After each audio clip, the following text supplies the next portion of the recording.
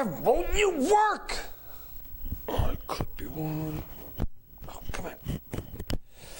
Oh, why won't you clip in already? Hello, everyone, and welcome back to another week of Growing Together, where we grow together in our faith, our family, and our friends. I think you might have just heard me getting a little frustrated at our technology. But sometimes technology can be so frustrating! Okay, deep breath, one step at a time. We are back to explore our final week of the rules for life. And today I think I might need a little refresher on the words that I use. Because like you saw earlier, sometimes I can get frustrated and say not nice things. I mean, come on, do we always have to say nice things? Have you ever said something that wasn't the nicest? Yeah, I'm guessing probably most of us have said some not so nice things. And so it seems to be clear that I need a refresher. Let's have a refresher together. And for the last 3 weeks, we've heard rules coming from stories of Jesus being told. But today, I want to jump into some words from a guy named Paul. And if you've been with us before, we've talked about Paul. And today we're going to hop into the book of Ephesians chapter 4 and look at one verse. And that is verse 29. Now, when Paul's writing this letter, he's writing it to a group of people called the Ephesians. And they really haven't been included in the body of the Israelites. And so he's trying to send them a letter telling them of who Jesus is, what Jesus did, but then he goes into what it means to live a Christian life. And so our one verse starts off by saying this: don't let any evil talk come out of your mouths. Well, what is evil talk? Evil!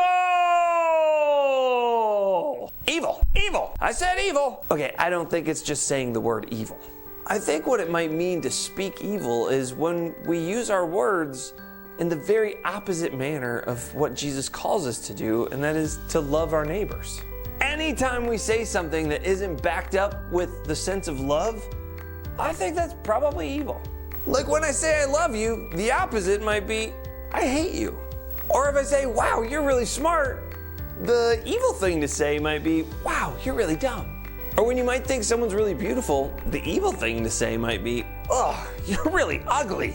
Okay, I think we get the point.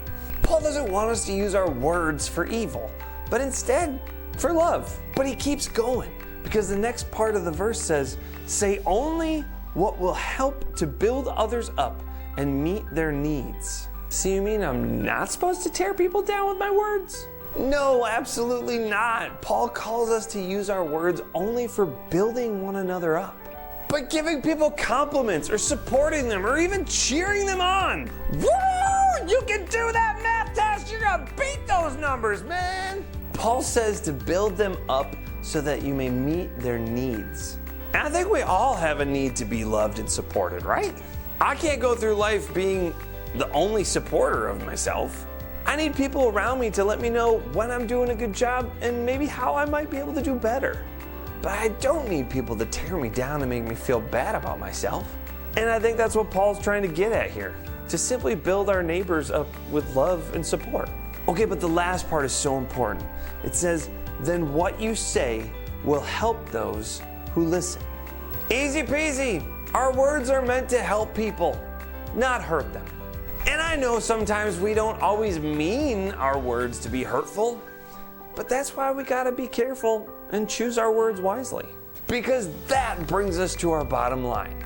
Use your words wisely. I know I can be somebody who gets wrapped up in saying whatever comes off the top of my head, but sometimes I've gotta think that through because I don't wanna hurt the people around me. I want to be able to love and help and support people with the words that I use, just like I want others to do the same for me. But we've got to make a choice to make that happen. If we only use the words that come right off the top of our head or straight from our emotions in that moment, I think a lot of times those words can actually be hurtful. But the more and more we choose our words wisely, the easier it gets. And the easier it gets, the more love and support you're able to spread. And who doesn't want that? And so as we wrap up our month, I hope we can remember these 4 rules of life. That we can love God and love others. That we can share what we have. And that we can make the most of what we've been given. And that we can use our words wisely.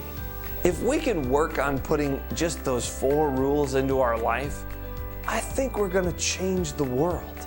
Because God doesn't call these things into our life just so we can be like fancy, nice people. God asks these things of us so that we might change the world around us, all for the better.